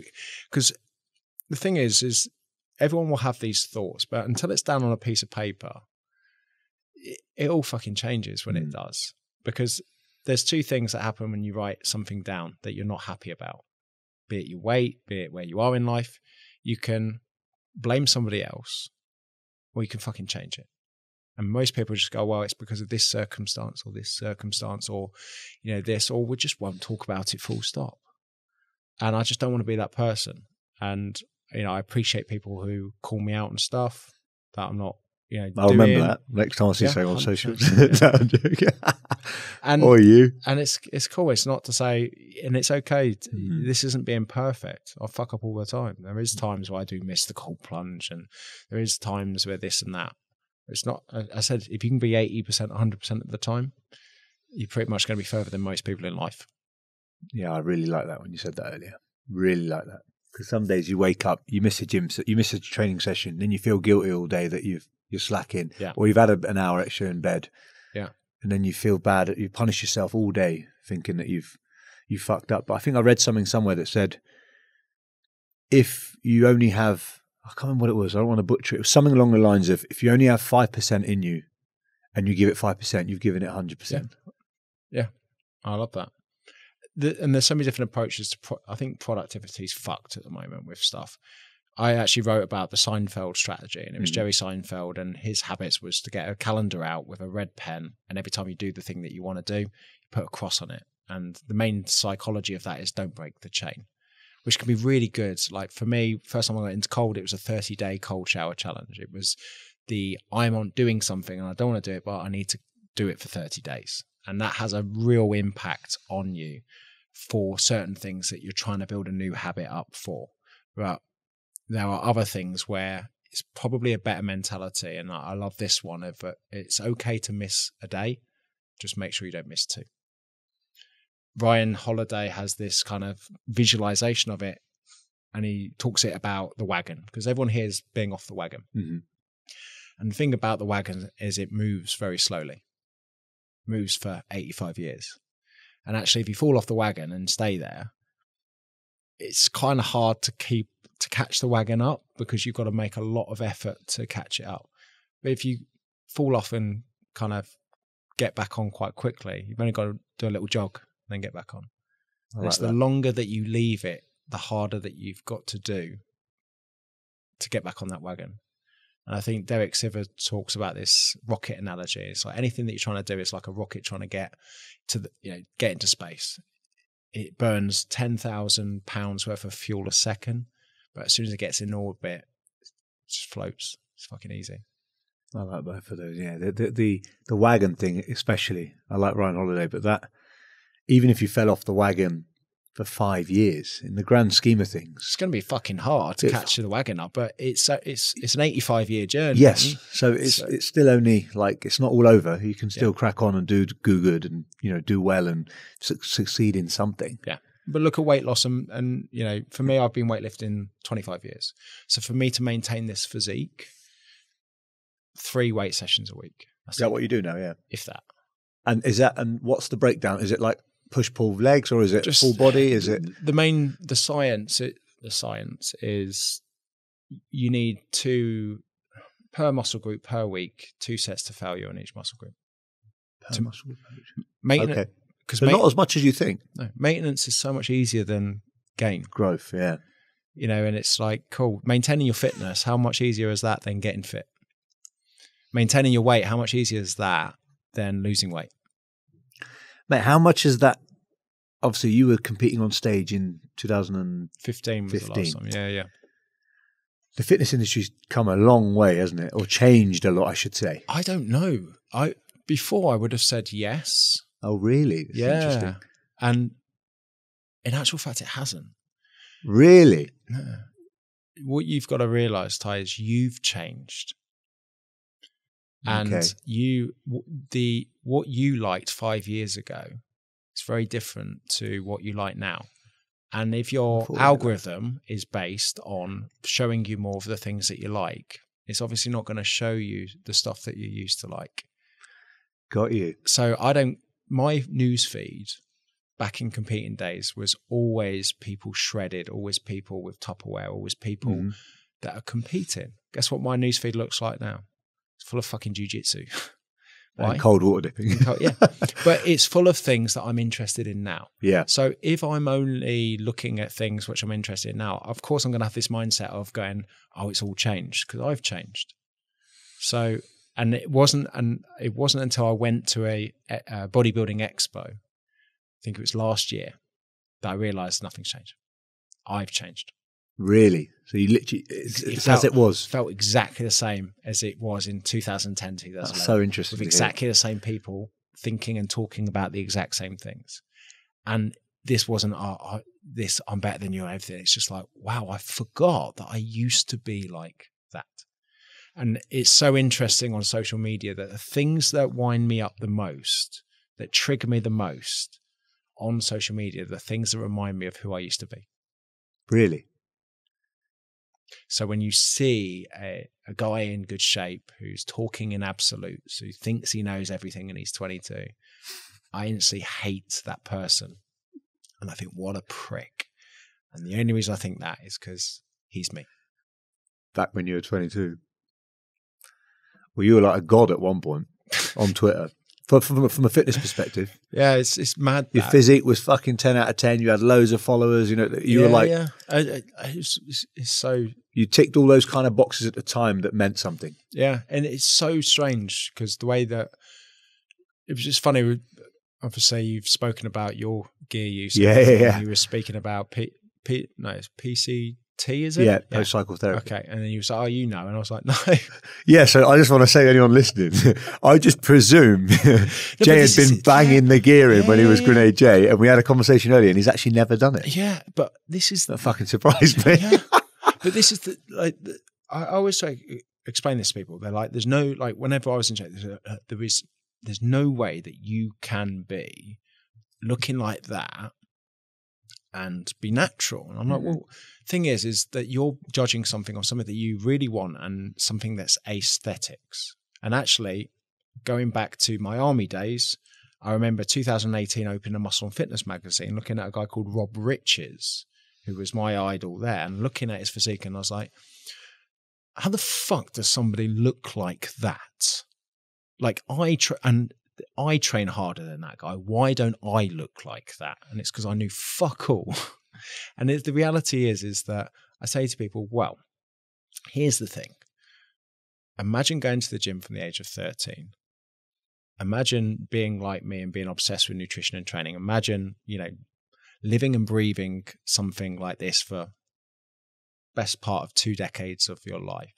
If you can't look like me in 2 decades of something which you are passionate about, there's no hope for you. It's like, fuck me. And I've got very blessed genetics, got very obsessive tendencies with things. I don't like, back when I was a kid, I had this game called Simon Says, and you press buttons, and I completed it in like a week because I played it 14 hours a day. You know, like, and that for me, bodybuilding and weight training was the same. I used to have an obsession with understanding how it all works so I could look like that, and then being able to put it on a stage and so do it's it. almost impossible to fail with that, though. Yeah. In anything you do. Yeah. And I'm like, look, and I didn't go to the pub, didn't drink. Everything came out of a Tupperware box. Everything was measured. Everything was weighed for the best part of 8 years of my life. Graph that, mate. I remember doing it for about 6 months. That Nearly lost the girlfriend I had at a time because I wouldn't go out and eat with her. I just wanted to weigh her. Yeah. Yeah. Wouldn't get with her on a low carb day. You know, like all this kind of mad shit. I'll show you this picture. I've got this picture, and it was back in the Twitter days. And it's funny because I just laugh, and it's like, it's a picture of me at at Anna's family's roast dinner, and you've got all the roast dinners, and you've got my chicken, broccoli, and rice there, and it's got me with a selfie, and it says something shit, like something motivational, like, you know, achieving where others are dreaming, hashtag no days off bollocks. Yeah, I remember that narrative. But yeah, it was just like, fucking hell, Jay. You know, what's your general, obviously you're training now, how many times a week do you train at the moment? On generally? So at the moment, if I break down, because I've just started lifting weights back again. So my days normally Monday 6 a.m. jiu-jitsu, Tuesday 11 is gi jiu-jitsu, and then in the afternoon I'll train at the gym. Wednesday jiu-jitsu in the morning at 6, 11 o'clock Thursday, no gi jiu-jitsu. Friday morning jiu-jitsu, and then Friday evening weight training, and then Saturday I normally train, and then Sunday off usually. Okay, and what about food? What's your food like? You generally quite good? Yeah, generally quite good. Do you keep an eye on calories and that, or I've just started tracking the last couple of days because of the fight. But just generally speaking, you eat I don't like shit food. Like, you're lucky with that. I just don't like shit food. I like chocolate. Yeah, I like chocolate. Love chocolate. But I have a Galaxy Smooth now. It used to be a Ripple. Galaxy Smooth and a can of Pepsi Max Cherry every night, like 8:15. Go to bed at 9. So so you've done it the other way. This is what my pal was trying to tell me. He's like, Ty, don't demonize it. Just build it into your. He used to say to me, build it into 100%. Your macros. If you want a chocolate bar a day, fucking eat a chocolate bar a day. Yeah, 100%. If that's going to stop you falling off the wagon, yeah. But it's not. There's like, you know, this whole thing. You probably used to do it. The sort of the cheat day, the cheat meal. Yeah. It just. Yeah. But then, what word? If I was to say, give me 3 words. When I say the word cheat, give me another 3 words that are associated with that in your head. Well, they're negative stuff, generally speaking. 100%. Guilt, shame. Yeah. It's like, cool, why do I want to have something that brings those kind of emotions? Why don't you just have a fucking burger and chips? Yeah. People say, oh, is that your cheat meal? No, it's burger and chips, mate. But like, I get it a lot. People are like, to me, they're like, oh, you fucking train so much. You train so much. And I say to them, I train for 2 reasons. I train for my head, and I train because I love to eat. Yep. So people expect me to take my top off and have a 6-pack, and I don't. I'm fit and I'm strong, but I don't, because they can't understand that I eat what I want when I want. I don't restrict anything, but I have to train a little bit harder. I've met people who are looking great. Like, just because you look great doesn't mean you feel great. You know, the times where I look my best on stage, I felt shit. I've heard that a lot, actually. Absolutely shit. I wouldn't want to I would hate to pass how I was feeling at that time to somebody else. One of the things about not taking gear and getting that shredded is you have the sex drive of a 3-year-old. There's nothing going on down there. Shuts you down, doesn't it? You have no natural testosterone production. It's a mind game for me, which I used to fucking love, because once again, it's a challenge. Yeah. You are every day waking up with these thoughts in your head about just eat that, just do that, just do that.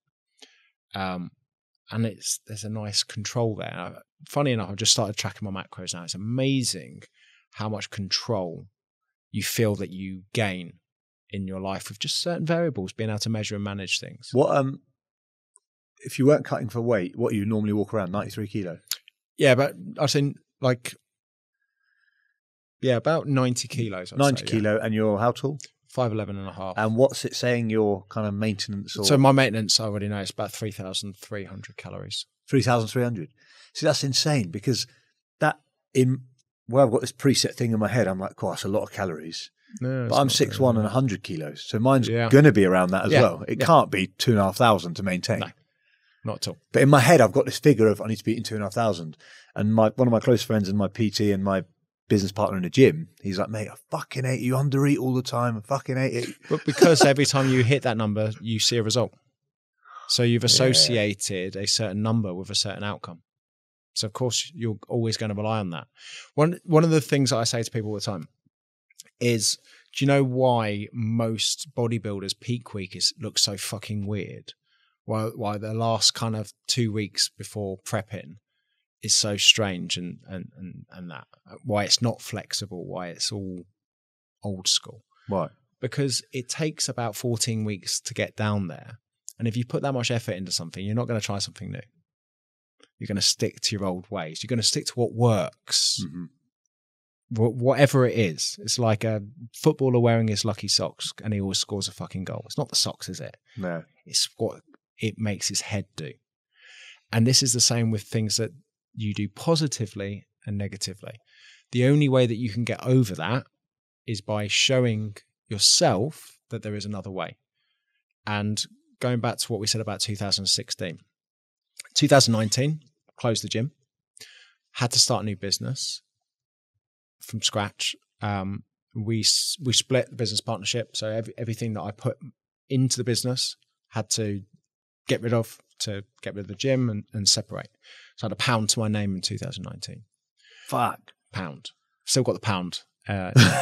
So I've got it framed. Yeah, have you actually? Yeah, oh, I've got it framed. It's behind me in my office. So I can see it every day. And it was like, fuck, okay. So 2019, had to build a new business, a bit like 2016. Mm-hmm. Had Archer on the way, my son. Once again, another young child on the way. Decided to go for a Guinness World Record, very much like the one that I did in 2016. And trying to do everything that I did in 2016. The only difference was that instead of getting up at 4 a.m., I still get up at like 4:30, but instead of putting that much in and only getting like 3 hours sleep, I pretty much had a cut off at, as I always do now, 8 p.m. cut off. Don't work weekends, and then do that shit. And ticked all the boxes, done all the stuff that I did in 2016, minus the meltdown. So actually what I did in 2019 is I proved to myself there's another way to achieve this success. Wow. And that's at high scale. Until you can get in great shape on 3,000 calories and prove to yourself, you'll always have that other set point, because that's your only marker of success. Only reference point. So you've got to trust yourself and trust others that they know what they're doing more than you. And work for you now, what does work for you look like? Is it content creation generally? Yeah, so at the moment, like business-wise, I've been doing a few brand deals. Mm-hmm. I suddenly realized that fucking hell, there's a decent revenue to be made from companies that I actually give a fuck about their products. So instead of going, give me your teeth whitening kits and shit like that, it's like, cool, what apps and companies and supplements and everything have I used for the last 5 years? And that you'd buy with your own money if you had to. Yeah. And have bought for the last 5 years. And they can actually see. And I've just been reaching out to all the companies that I've actually been using their products for 5 years. And it's very easy to sell something that you already use. Yeah, yeah. Because you feel that integrity. It's genuine. You know it's fucking good. And of course, revenue deals are great with that. I have an academy called the Mindset Muscle Academy. Mm-hmm. It's like a monthly academy where we have workouts, online coaching. Yeah, workouts, challenges. I work with a few PTs to help them scale and grow their businesses. And next year I've got a new book coming out. Nice. So with Penguin, actually, am I allowed to say it? Well, we have now. We can delete that. That's out August. So I'm got the jiu-jitsu competition next week. I've just rented an Airbnb out in Southbourne, is it? Where's Southbourne here? Yeah, I've rented a Airbnb out for 5 days to get my book written. So sick. So I've just Jay Alderton lives in Southbourne. Is he? Yeah, Ford, like probably not far from you. It's only small Southbourne. So Quite close to me as well. I've just rented this place By the beach. This place out to spend 6-7 hours a day just writing. Sick. So that's what I'm. So you actually write your own books? Yeah, You're not ghostwritten? No. Write them all. I actually. Do you then send it somewhere though for someone to overlook it, or will the publisher do that? They'll overlook it and everything. But this year, from a grammar perspective, yeah. But yeah, I've been writing. I reckon I write 6-7 hours a week at the moment. So I write. It's quite intense. I write a weekly newsletter, and I'm writing. Yeah. I've seen a newsletter. Yeah, I write the weekly. That takes me about 3-4 hours to write, and then I'm writing the book as well. But I've been kind of doing 4 or 5 hours on the book a week, and it's time to go. But when's deep that out? On it. It's out August next year, but I have to submit it by the end of Jan. I like a deadline, so I was like, right, I need to disappear. That pressure thing again. Yeah, but it's for me, it's like cool. If I pay for an Airbnb that's really nice, that I can go for a sea dip in the morning. And Great I spot. I can just write and get it fucking done. I'm in the right place with the right mindset with no distractions. That means my best work comes out and get it done. I'm super excited about this book because. What's it called? You allowed to say? I'm not allowed to reveal it. Are you allowed to reveal what it's about? It is about it's about principles for life. Okay. And this will be an exclusive because I haven't really spoken about this, but some of the most impactful books that I have read, and of course when it comes to movies, stories you always remember. And sometimes non-fiction self-development books are very kind of methodical. Mm-hmm. They're very much like, do this, do that, do that. And they're great books, but you forget them. When something is being told to you in a story, in a narrative, you always remember the lesson.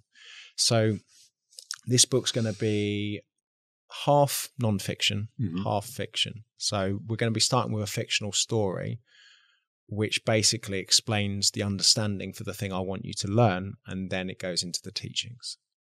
Wow. So the reason I've been writing so much is I've never written non-fiction. I've never written stories and narratives and imaginative writing and creative writing. So I'm creating 7 incredible stories to explain the 7 incredible things that I want people to learn. Based around a character? Based around... one character, or is it lots of different Based stories? around principles. Okay. So 7 principles for life. And each story will get you to understand the principle that I want you to learn. Sounds exciting. Yeah, I'm excited. And it's this thing kind of that, when you think about a lot of what we've spoken about in this podcast and that, the reason that, I'm very much calm these days, the reason that, things happen in my life and I don't get angry with them is because of these principles. It's because of this understanding. I'll have to get a copy of that. I have these mental I'll send you one. I have these mental models that I always fall back on and I always use in my own life, and I don't really explain them to people. I do, but then I want people to understand it from a character's perspective because they'll truly understand it with these stories. The story thing is extremely powerful. You're right. Like, I'm a good storyteller. Storytelling, you can captivate a room, you can teach. And you're right, I've never thought of it. Those books that we all love and those authors that we all love, they're generally like even the Daily Stoic, the Daily Laws, these things I read every day, but they're very kind of, that's the lesson. Yeah. Take it and go. I mean, obviously the Daily Stoic, Ryan Holiday adds a bit of a story, his own thing, which helps. If you think back now to where Stoicism came from, Greek times, and you think of the stories, Greek stories, and what they school and that, all mythology. The Greek mythology is all about people not really understanding science and being able to find their own way to explain things that are going on in the sky and things that are going on in the sea and coming up with these stories. But 2,000 years later, people are still talking about them. And that's the power of stories. It's like we don't really understand what's going on in the sky. It must be a god. And we've got my great-great-great-great-grandfather's story has just been passed down from generation to generation. Yeah. And I think it's always a challenge of the book that this is my 3rd book. And what I want this book to be is something that someone does pick up in the next 50 years and can still understand everything that goes on there. So it's like taking everything modern out of it, talking about anything timeline wise. So you could literally dust this off and get the lessons I want to teach. I'm genuinely excited about this. True. You've put a bit of pressure on yourself over here. I love it. To be fair, this one won't go out for probably like 5-6 weeks. So it'd be all right. You might have released it by then. It's 5 solid days. It's 5 solid days of just going a little bit mad in this place. That's exactly what getting it done. Matthew McConaughey did. Green Lights. I don't know if you've read his book. Brilliant. I'm listening. Locked himself. I'm listening to it at the moment. Oh, it's even better when you listen. I've read and listened to it because his voice. Yeah. But he locked himself in a cabin and just get it done. Scraps of paper, like all the shit he'd been writing. I think of all the shit I've been writing over the last. I've only been doing it since 2020, but the bits of paper, the journal, all the stuff. Eventually, you could put that into something, and it's a story. 100%. That's interesting. Bill Gates does it every year. Does he? He disappears to a cabin with all of his books and is uncontactable for an entire, I think it's 2 weeks every year, and he's done it since like a reset since Microsoft started. And I always use that as, if you think you're too successful and too busy to take 2 weeks off for yourself, go fuck yourself. Yeah, because there's no one more successful and needed in the world than Bill Gates. Well, needed, well, it's debatable, but if he can take 2 weeks off, and like fully off, well, because even when I'm off, I'm on. There's a big difference. So there's off and there's off on. And it's one thing that I need to get back. My Thursdays were phone swap Thursdays, I used to call them. And what I used to do is leave my phone at home, go to the spa, still go to the spa, take a book and pen and paper. And it's kind of come around now to not being a full day, a half day, because I like to work in Thursday morning, and take my phone and kind of scroll a little bit whilst in the spa. And I kind of need to reset and go, so what, like, the world isn't going to crumble in a day, and actually it's so great to not have a day without that. I mean, having an Apple Watch is great because if people do need to call you, they can call you on that, and not many people have my number, so it's like, cool, no social media, and I can still function, I can still pay for things, I can still chat to people, so you don't feel, you're disconnected from the world, but if shit hits the fan, you're there. Mate, you're a bit of a content machine, you are. Like with the videos, podcasts, blogs, this book. Like a couple of questions on that. One is, how do you stay passionate about that to keep delivering it and not get bored of it? And secondly, how the fuck do you find the time, the balance, wife, kids? Because I know how long content takes to make. Yeah, I mean, I'm fucking good at creating content. I'm very quick at creating content. You're very good at it. I didn't know you were quick, but it's good content. I'm a bit of a geek when it comes to editing as well. So I do have people that edit for us now, some of the stuff, but I can do it faster than them. What do you use, like CapCut? Yeah, whatever. I use this thing called Video Leap. I've got actually 3 courses on it, which I teach people. And for me, it's understanding what works on social media. For me, it's knowing where to take that golden nugget, that golden 30 seconds from the 2-hour podcast. I know. I watch some of your content, some of other people's contents, and probably there's a lot of people at home that feel similar to me. They also know that message, and they also think that message, or have written it down to a friend as a bit of advice.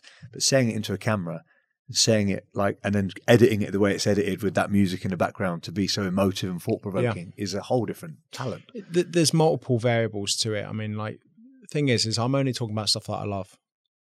Well, I think you can see that in your content. It's and real. Also, like, I probably do need to go. I'm trying to talk to more people about the value of therapy and why it has such a negative kind of view. In the US, it's pretty much everyone's got a therapist, but here it's kind of like frowned upon. I think there's something wrong with you. And my therapy has always been social media. My therapy is walk on a live and just talk my thoughts. Get it out of your head. And a lot of therapy is just talking. And I write a lot, but I talk a lot. It's quite brave, that though, Jay, that kind of talking in a live, because there's no chance for editing. There's no chance for... Who cares? Like, why not? It's just like... My brain's a bit weird. I just wonder if I say something. There's a couple of things I've said. Like, I've got a warped squaddy sense of humor, which sometimes I'm just like... Gets you in a bit of trouble. And I did 2020, I think I edited something. I think I edited a 15-second thing, which I thought sounded good, and then wondered why I had 300 messages of everyone calling me the C word, and then realized, oh, fuck, that needed context. So I learned my lesson from that one, and it was basically, I've got, next to my pound coin, I've got the world's smallest violin. You can buy them on Amazon. I probably need to sell them. And it's just a reminder that, you know, when I'm going through shit, that someone's going... And we say that with the boys all the time. It was, I obviously did this piece of content. I did this piece of content originally in 2018 and it went viral. And I did it in 2020. It just didn't go down very well. You know, oh, you're struggling right now, world's smallest violin. People didn't want to hear that in 2020. It's like, not in that year, yeah. Right, but a lot of my mindset has been to say to people, look, no one cares. And it's not like no one cares. It's no one cares. So do what the fuck you like. One of the biggest problems that you have is you think everyone's looking at you.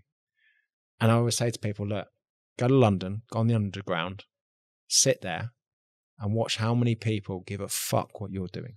Or even notice you're there. 100%.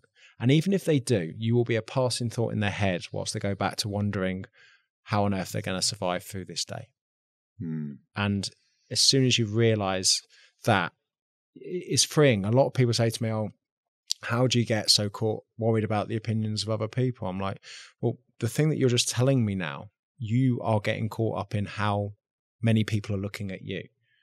So then that person over there is thinking the same as you. So he's looking at you and that person, and thinking, wonder what they're thinking. And if you both know that both of you are thinking the same, you realize that no one's thinking of you. And that's liberating because you really think you're that important that someone's got any time whatsoever in their busy life to give a fuck what you're doing. They don't. And that's freeing because it's like, cool, you might not like me. You might not, I'm not really controversial. You know, if you look down my comments, you look down my messages, they're all fantastic. I've created a content and community of people who genuinely value what I'm trying to do. And I don't get many argumentative things. And I think, but I think at the same time, it's like, I could be wrong. You know, I'm trying to get people to understand the things that I want, but by all means challenge me. Also, it's your thoughts and opinions on a particular subject. It's your perspective on it. 100%. So we shouldn't take it personally anyway. No, but people do. I know they do, especially on socials. Yeah, but also you've got to realize that people do look at you. If you have a following, you're not a human. You're a character. You're a character that they don't actually see in real life, and surprised when they do. And it's the weirdest thing ever. Someone said, oh, I can't believe I'm speaking to you now. It's like, what do you mean? It's like, oh, well, I've seen all your content. And it's like, because there is a separation between what you see on your phone and what you see in real life. And, and the main thing for me is like, what I want feedback on is the person that you meet today the same person that you meet on the phone? And that's what my biggest thing is that if you're having a conversation down the pub with me, you want it to be the same. It will probably be the same conversation that you hear me which talk. Is very rare. Because most people's Instagram is the perception that they want people to think they are, not who they actually are. And that's the worst thing to do, because if you're trying to be somebody that you're not, you're gonna get found out. Well, it's not about being found out. You're going to build an audience of people who think you're something you're not. So you've basically built a lie. Yeah. And that's okay. That's okay if you're a comedian. Look, Jonathan Pye, I fucking love Jonathan Pye. He creates a satirical character which he can exit from, which is beautiful.